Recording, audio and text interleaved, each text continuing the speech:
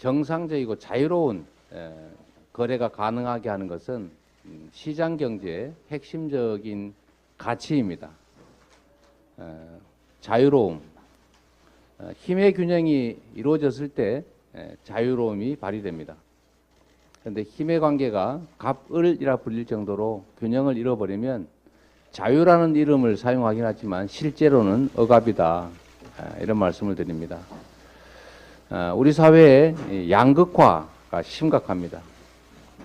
그리고 누군가는 열심히 일하고도 제대로 된 보상을 받지 못하지만 또 특정 소수는 타인의 노력의 결과물을 과하게 취득합니다.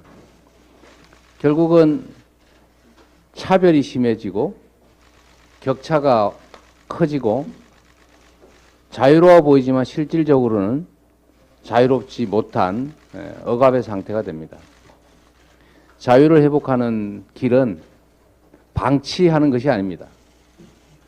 약한 다수에게 힘을 보태주고 소수의 강자들의 횡포를 억제하는 것이 진정 모두를 자유롭게 하는 길입니다. 지금 예산안과 관련해서 여야의 대치가 심합니다.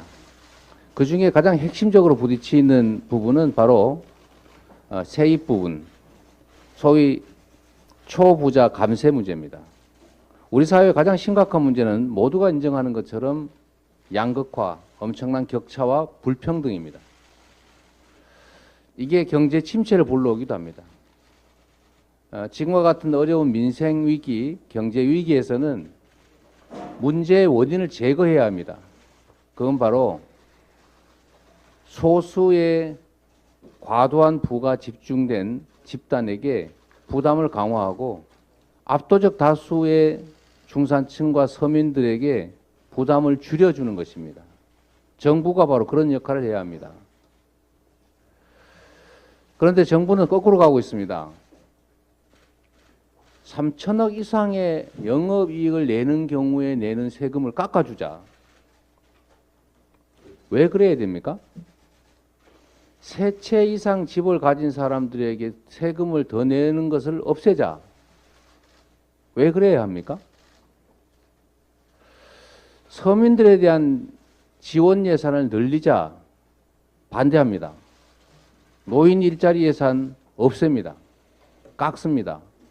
청년 지원 예산 없애거나 깎습니다. 그뿐 아닙니다. 임대주택, 공공주택 예산 줄입니다. 지역화폐 예산 없앱니다. 여러분은 납득이 되십니까? 그런데 아쉽게도 우리가 더불어민주당이 국회에 압도적 다수 의석을 가지고 있지만 예산 정국에서 할 수 있는 일은 매우 제한적입니다. 정부가 제안한 예산안에 삭감은 할 수 있지만 증액을 할 수가 없습니다. 없는 예산을 만드는 것은 법률상 불가능합니다. 여당이 정부가 동의하지 않으면 할 수가 없습니다. 저희가 증액을 위해서, 서민 예산 증액을 위해서 노력했지만 마이동풍이라고 할 수밖에 없는 여당 태도 때문에 진척이 없습니다. 협상이 더 나아가지 않습니다. 제일 큰 장애물은 초부자 감세를 고집하는 것입니다.